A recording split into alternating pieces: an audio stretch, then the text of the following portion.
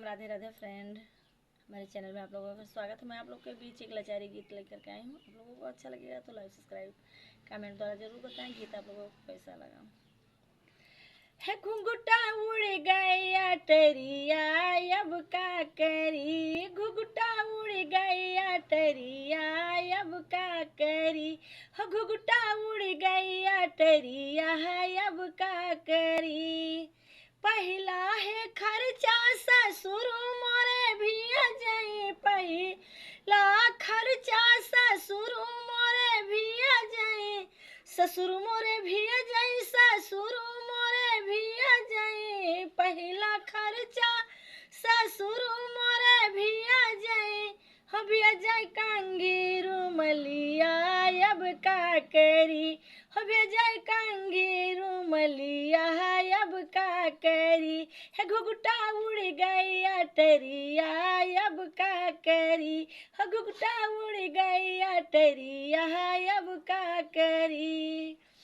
दूसरा खर्चा भसुर मोरे भी जाई, दूसरा खर्चा भसुर मोरे भी जाई, भसुर मोरे भी जाई, भसुर मोरे भी जाई, दूसरा खर्चा भसुर मोरे भी जाई, हो बजाई लाली पाउडर वह अब का करी, हो भेजाई लाली पाउडर वह अब का करी, हो घुघुटा उड़ गया टरिया अब का करी, हो घुघुटा उड़ गया टरिया अब का करी।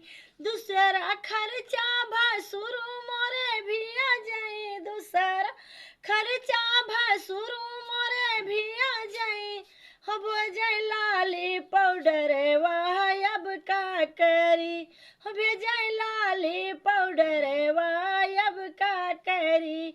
है घुघुटा उड़ गया टरिया अब का करी, हो घुघुटा उड़ गया टरिया अब का करी। तीसरा खर्चा या पुपिया भी जाए, तीसरा खर्चा या पुइया भी जाए, हो भेजाई लहंगा चुनरिया अब का करी, हो भेजाई लहंगा चुनरिया अब का करी, भेजाई लहंगा चुनरिया अब का करी।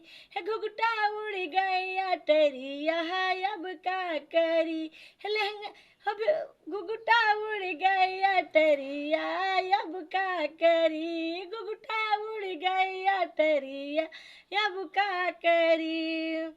पहिला खर्चा ससुर मोरे भी जाई, पहिला खर्चा ससुर मोरे भी जाई, हो भेजाई कांगी रुमलिया अब का करी, भेजाई कांगी रुमलिया अब का करी।